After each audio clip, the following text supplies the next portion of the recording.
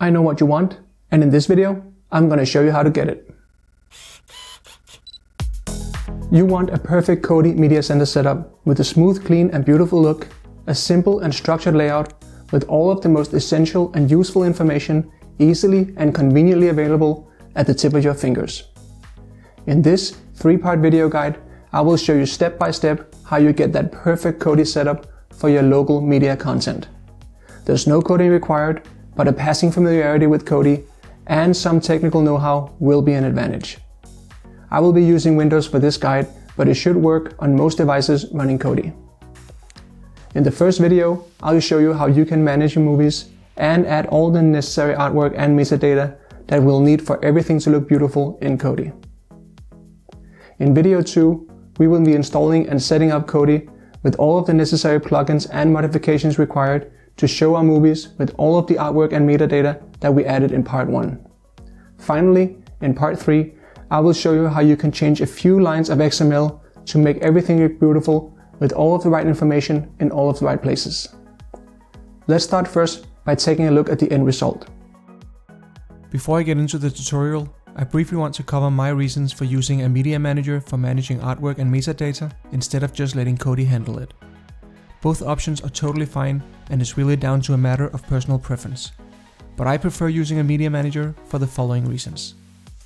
First off, your artwork will be stored along with your movies so that it can be used by other clients such as Plex or Emby. Having your artwork and metadata with your movies also means that you don't lose it unless you lose your movies too.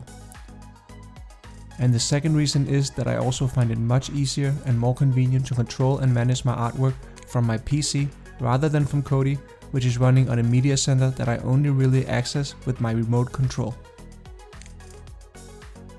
Finally, I find Media Manager software to be more reliable than Kodi plugins, and I like the many more options that Media Manager gives. We used to look up in the sky and wonder at our place in the stars. Now we just look down and worry about our place in the dirt. By following this guide, you'll get an awesome looking and fully customizable start screen for your movies, your TV shows and whatever other home screens you like. You'll get a super awesome looking and feature-rich media center that will make all of your movies and TV shows available from the click of your remote. You'll have IMDB ratings, Rotten Tomato critics and user ratings, Oscar nominations and wins, and movie art like screenshots, logo, discart, and much more.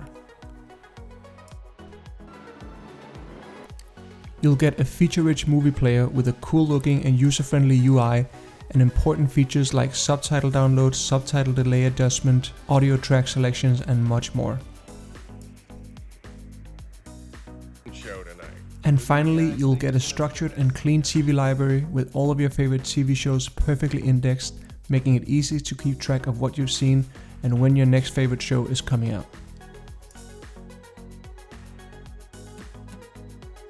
The magic of reading. So you f***ed a bunch of chickens? Yes, exactly. Don't you see? Before we start messing with Kodi, it's really important that we perfectly manage our content. For this setup to work, you will need proper folder and file naming structure, as well as proper NFO files for all of your content, fully populated with artwork and metadata. Since Kodi cannot do this properly, we're gonna need some help. Now, there are lots of great programs for handling media, but for this guide, I will be using Media Companion, which is a free program that works really well. Now, for most Kodi setups, you'll have a client running Kodi, a file server for hosting your content, and a computer from which you can add and manage your content. However, for this guide, I will be managing content, hosting content, and run Kodi off the same client. But your setup might be slightly different. So let's go ahead and download Media Companion. You can use the link in the description below this video or simply Google Media Companion and click the SourceForge link. It should be the top one.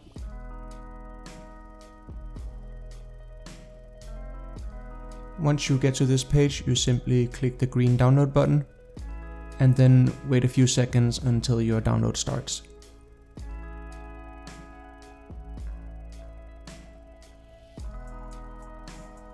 Once it's done downloading, you can go ahead and open it, where you might be met by this screen if you are running Windows Defender. Simply click the small More Info link and then click Run Anyway. and then you want to click Browse and select your desktop for now.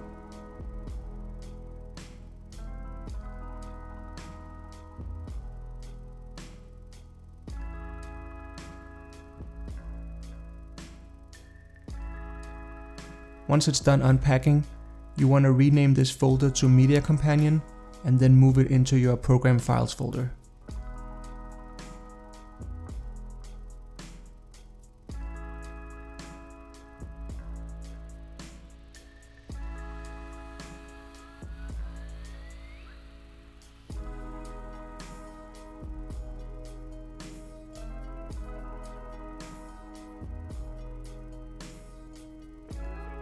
Once it's there, run the executable.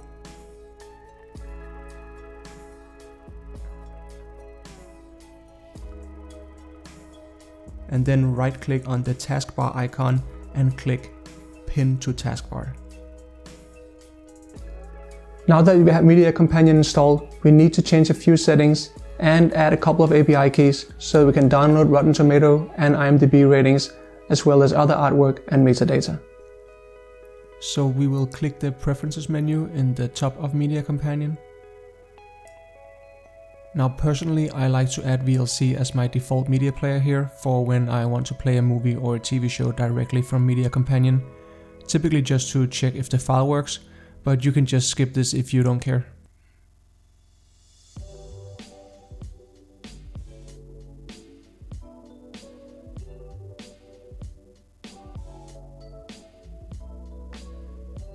And everything else here you can just leave as is. What we want to change is over in the Common Settings tab, so let's go there.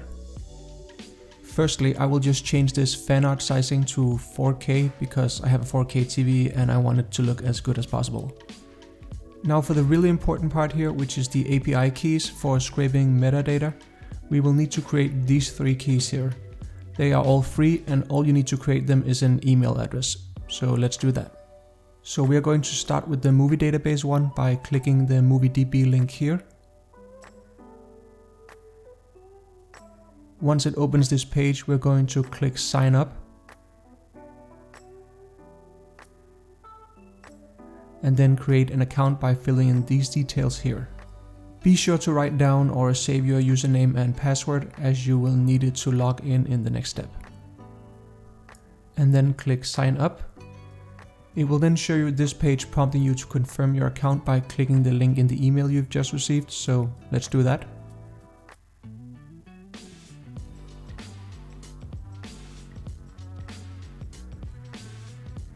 And then once we've confirmed our email address, we're going to log in with the account that we just created. Once logged in, click the user icon in the top right corner and click Settings.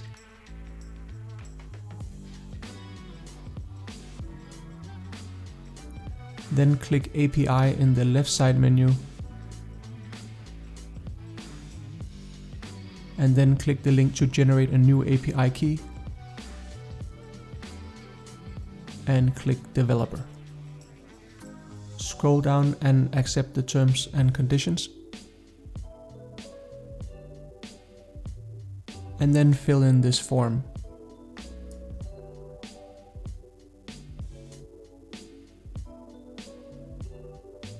Once you've done that, go ahead and click Submit, and you will then get your API key.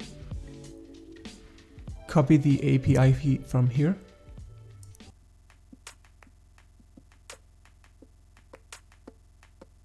And paste it into the Media Companion Common Settings and click Apply.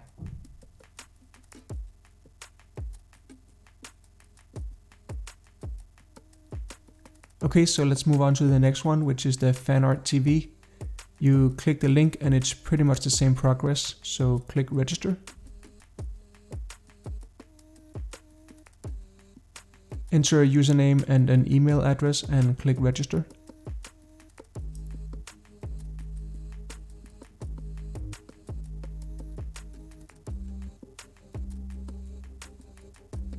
You will then receive an email with an activation link.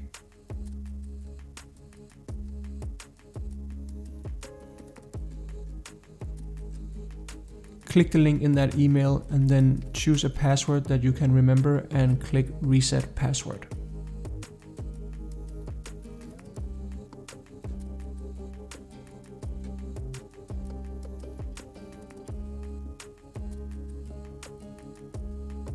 It will then send you to the login screen and you just log in by using your email address and the password that you just selected.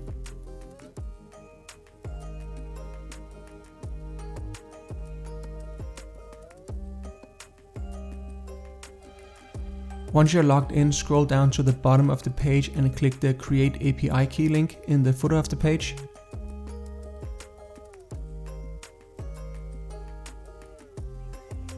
Then click Generate Personal API Key.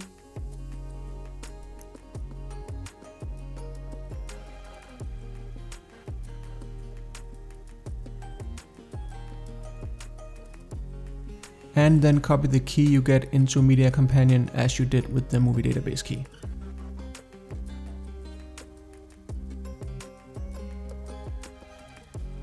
Click Apply and then click the link on the IMDB API. Once on the IMDB API page, click API Key in the top menu, choose Free and fill in the form.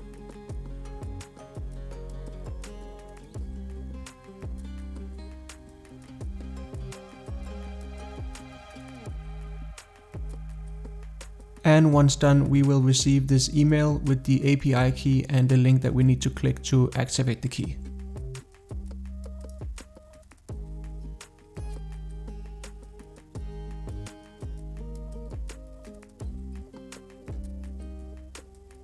Once you click the link, it will say that your key is now activated.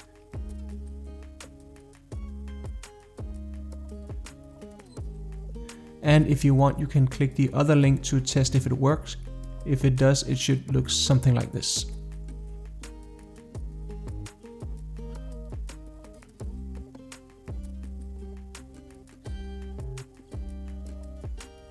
Once you confirm that your key works, you want to copy it into Media Companion.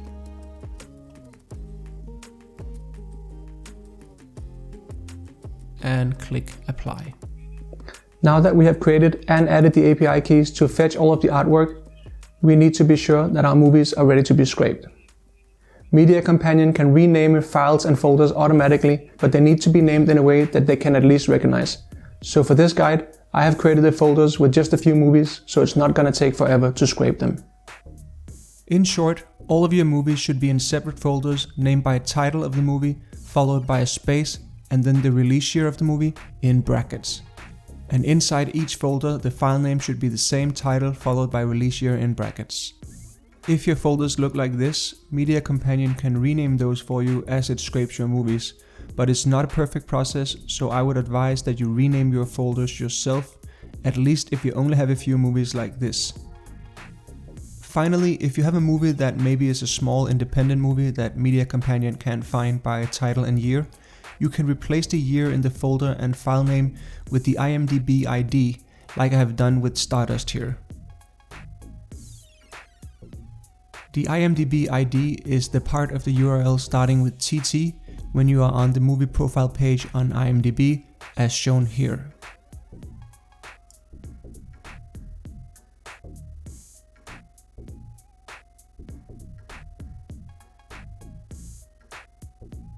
Now that our movie folder is ready to be scraped, let's go to the settings of Media Companion and check that they are all properly set. On the Common Settings page, beside the API keys that we have already added, you can add specific words in the Clear File Name settings here. This will help Media Companion rename your files and folders when you scrape your movie library. We're going to skip the Actors tab and go to the Movie Preferences. If you want, you can pause the video and just copy my settings, but make sure you select all the boxes in the IMDB section here. Select User Folder Names for scraping.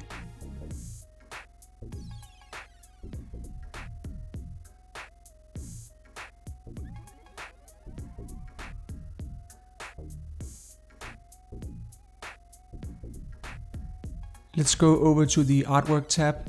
Again, you should pause and copy my settings here. but at least make sure you have this Save Fanart TV artwork as movie name artwork, or your artwork won't show up in Kodi later.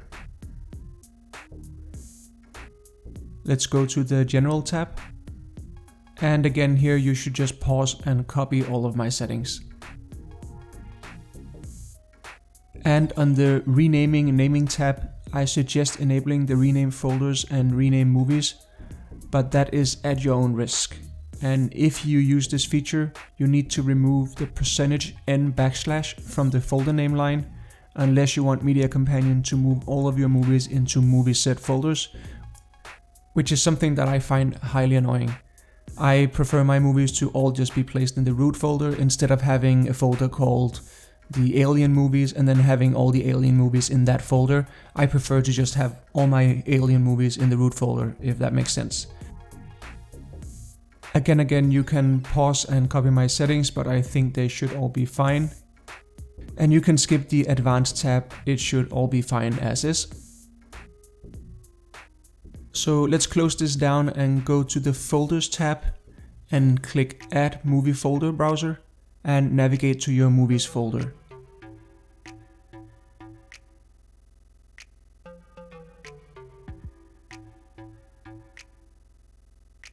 Once you've added your Movies folder, click Save and Refresh, and then go to the main Browser tab and click Search. Now it's going to start adding your movies, and this could take a while.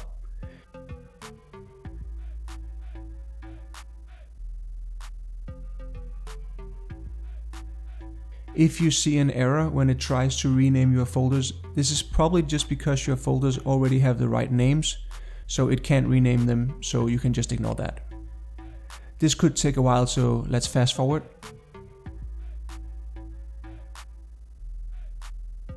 Once it's done, you can close down the status window.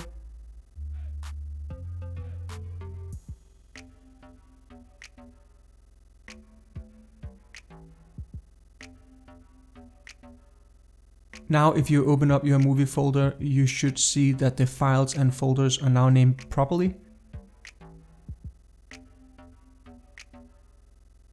And each movie has artwork and an NFO file added in its folder.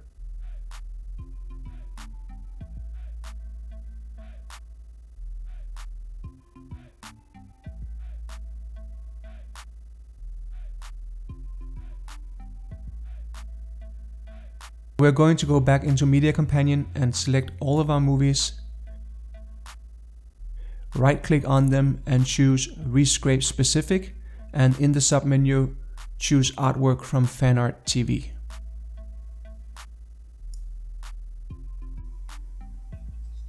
Now once it's done downloading all of the extended fan art, I highly suggest that you go to each movie, open the fan art tab, and select your own fan art and thumbnails. Let me explain why. Fan art is the backdrop image that Kodi uses behind the movie's metadata. Typically, you'll want to choose something where the point of focus is not important, so avoid pictures with big faces or pictures with text or a logo or something like that, which in some way can be ruined or hard to make out if part of the image is covered by a poster or a movie thumbnail. Extra fan art is the same as fan art, but if you enable this feature in Kodi, instead of there being one static picture behind each movie, it will toggle between several pictures. I don't like this, as I don't want to spend time selecting several pictures for each movie, so I will just skip this. Extra thumbnails is the thumbnails that Kodi will be using for each thumbnail, and for this, I highly recommend choosing real screenshots from the actual movie. If you don't do this, you will get annoying artwork and other such graphics showing up as thumbnails, and that looks really shitty. Now I know that this may seem like a ridiculous task if you have lots of movies, but I've personally done this for more than 1,000 movies, and despite it taking a long time, it's totally worth it.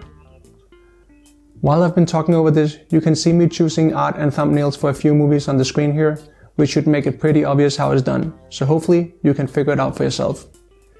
Remember to always use Media Companion for adding and making changes to your movies, as any changes made in Kodi will not be saved properly to your folders and NFO files. Finally, let's take a look at what your movie folders look at now to confirm that the artwork and the NFO files have been properly created. So let's go back into our movies folders, and now if you go into one of your movie folders for any mainstream movie besides the movie and the NFO file, you should see a banner, clearart, clearlogo, discart, fanart, keyart, and a poster. And also there should be 2 folders named extra fanart and extra thumbs.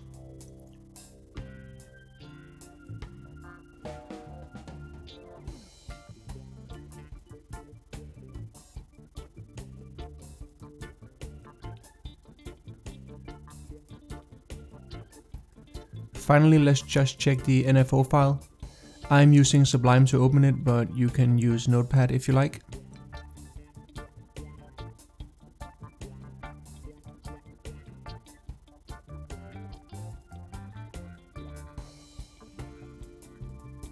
Your NFO file should look something like this, and importantly, if you scroll down to the ratings tag, you should see IMDB, Metacritic, Tomato Critics, and Tomato Audience scores, as well as the number of votes.